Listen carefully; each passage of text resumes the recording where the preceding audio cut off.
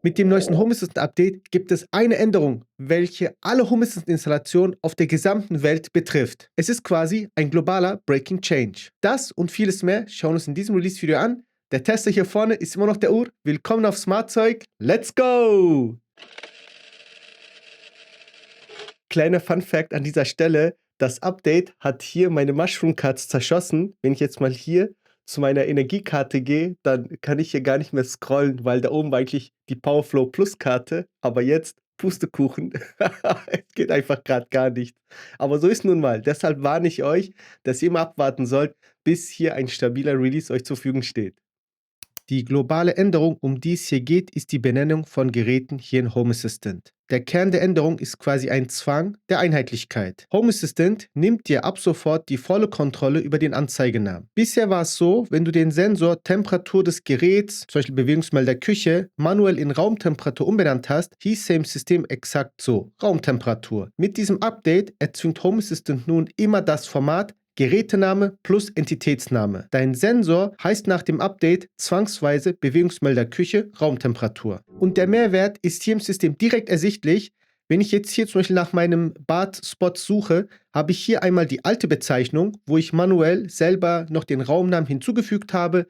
Und dann haben wir so ein Mischmasch wie einmal Raum und Gerätename, dann den Raum, den Home Assistant mittlerweile automatisch mitgibt und dann hier nochmal die genaue Entitätsbezeichnung. Stattdessen im neuen Format würde das Ganze wie folgt aussehen und das ist deutlich schöner, wie ich finde. Oder was sagt ihr? Schreibt mal eure Meinung dazu gerne in die Kommentare und wie sehr euch das betrifft und wie sehr euch das eigentlich auch ankotzt, jetzt hier Hand anzulegen, um hier gewisse Sachen gerade zu biegen.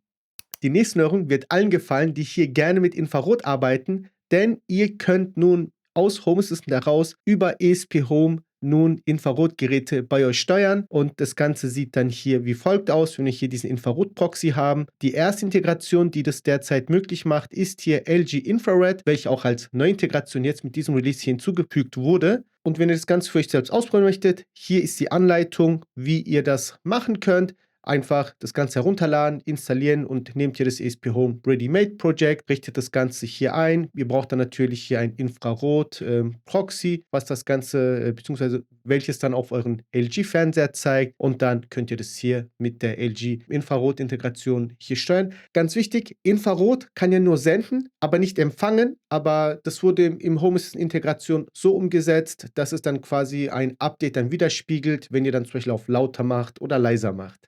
Freundinnen und Freunde von Automation, passt jetzt richtig auf, denn jetzt kommt eine richtig geile Neuerung. Wenn du zum Beispiel eine Automation für eine offene Tür bauen wolltest, musstest du exakt wissen, wie das Gerät im System heißt. Ist der Sensor ein Binärsensor, also ein einfacher Kontaktsensor, oder hier eine Abdeckung, ein motorisiertes Garagentor zum Beispiel. Du musstest für jeden Sensortyp und jedes einzelne Gerät mühsam separate Auslöser definieren. Jetzt kommt aber hier das Cross-Domain, also man kann eigentlich sagen, das reelle Denken. Du wählst einfach den logischen Auslöser, zum Beispiel wenn eine Tür geöffnet wird. Home Assistant bündelt im Hintergrund automatisch alle Sensoren, Kameras, Motoren oder Antriebe, die logisch zu einer Tür gehören, völlig unabhängig von ihrer technischen Bezeichnung bzw. Domain im System. Beispielhaft wäre hier das Setup mit allen Fenstern im Erdgeschoss. Wir können nun sehen, dass dazu 4 Entitäten zugeordnet wurden. Die Effizienz ist jetzt dabei, wenn ich nächstes Jahr einen weiteren Fenstersensor kaufe und diesen zum Erdgeschoss zuordne, dann wird dieser automatisch hier in dieser Liste unten angehängt. Das bedeutet, ich muss diese Automation, diesen Trigger nie mehr manuell anpassen.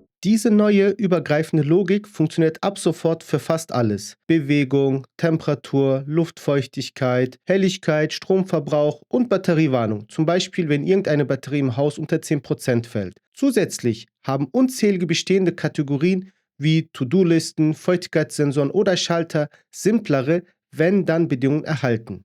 Ganz wichtig an dieser Stelle, wenn ihr das Ganze nutzen möchtet, müsst ihr zunächst im System einmal auf Labs und dann hier die zweckbezogene Auslösung Bedingung einmal aktivieren. Dann stehen euch diese neuen Funktionen zur Verfügung. Die nächsten Neuerungen, die ich euch jetzt zeige, sind eher was fürs Auge.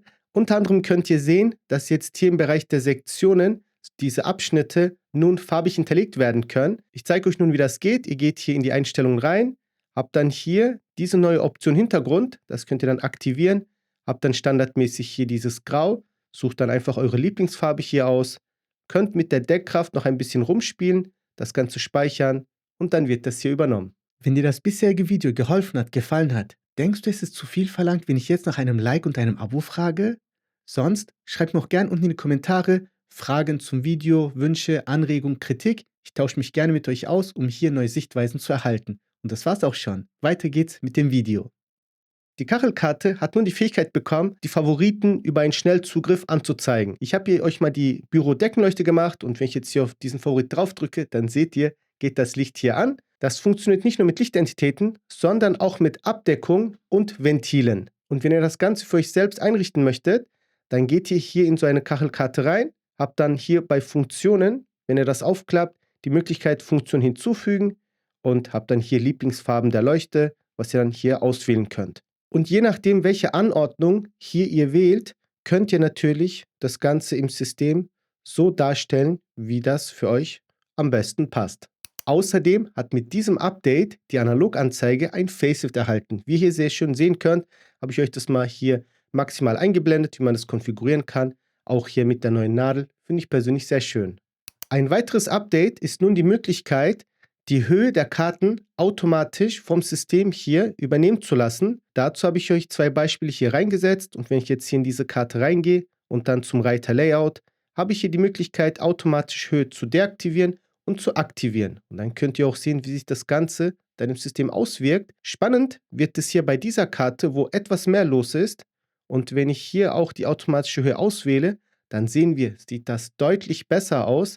Das System berechnet hier die optimale Höhe für die dargestellten Daten und ich finde, in diesem Fall passt das sogar sehr gut. Ihr habt ein Meta-kompatibles smartes Türschloss. Perfekt. Mit diesem Update bekommt ihr nun die Möglichkeit, dieses smarte Türschloss aus Home Assistant heraus zu managen.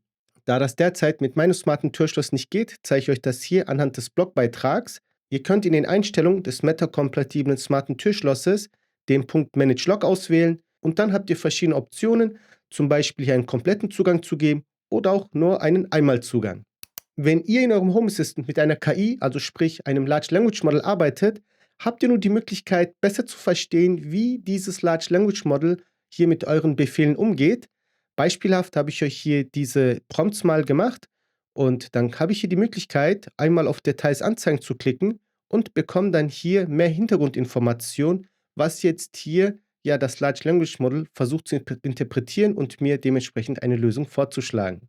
Und natürlich gibt es auch mit diesem Release neue Integrationen, die es ins Home Assistant geschafft haben. Hier ist die komplette Liste an neuen Integrationen mit dem Home Assistant Release 2026.4 und ich scrolle hier ganz langsam für euch durch, damit ihr hier das ganze Ausmaß erblicken könnt. Natürlich gibt es nicht nur neues Zeug hier mit diesem Home Assistant Release, auch bestehende Integrationen wurden hier verbessert und ich sause hier mal ganz langsam durch die Liste durch, damit ihr euch das anschauen könnt. Wenn dort hier etwas Spannendes dabei ist, eine Integration, die ihr gerne nutzt, dann drückt ihr einfach mal auf Stopp, um das Ganze dann in aller Ruhe durchzulesen. Und wir fliegen auch einmal über die weiteren nennenswerten Änderungen, damit ihr das gesehen habt und wisst, was dann demnächst, wenn ihr dieses Update bei euch installiert habt, dann auf euch zukommt. Wenn ihr nun genauso für euer Smart Home Thema brennt, so wie wir alle, dann kommt zu uns ins Forum community-smarthome.com. Da findet ihr Gleichgesinnte, könnt Hilfe erhalten und dürft auch gerne anderen helfen. Wir freuen uns auf euch. Hier für euch eine Übersicht über die Backward Incompatible Changes. Ich scrolle langsam durch die Liste durch. Sollte hier ein Eintrag dabei sein, der für euch relevant ist, dann kommt hier in dieses Dokument. Den Link dazu packe ich euch unten in die Videobeschreibungsbox. Also kein Stress, braucht euch jetzt keine Notizen zu machen. Und wenn ihr euch alle Änderungen penibel durchlesen möchtet, den Link für den Full Changelog packe ich euch auch unten in die Videobeschreibungsbox und dann könnt ihr das Ganze in aller Ruhe studieren. Ich habe jetzt genug geredet, jetzt seid ihr an der Reihe. Wie findet ihr dieses Release? Schreibt mir eure Meinung unten in die Kommentare. Ich freue mich schon riesig, mich mit euch auszutauschen. Ansonsten kommt jetzt der Teil, wo ich darum bettel, dass ihr einen Like da lasst, den Kanal abonniert und das Video teilt. So, jetzt ist es raus. Wir haben es hinter uns. Also können wir jetzt weitermachen. Ich bedanke mich, dass ihr eingeschaltet habt. Zähle darauf, dass ihr auch das nächste Mal einschaltet. Habt eine gute Zeit, bleibt gesund. Macht's gut. Ciao, ciao. Yeah, ein neues. Sonst ihr. Und wenn ihr mich fragt, ist hier die neue Variante. Und wenn ihr mich fragt, ist. Warte mal, wir machen das noch. Die nächste Nummer. Damit können wir es abschließen.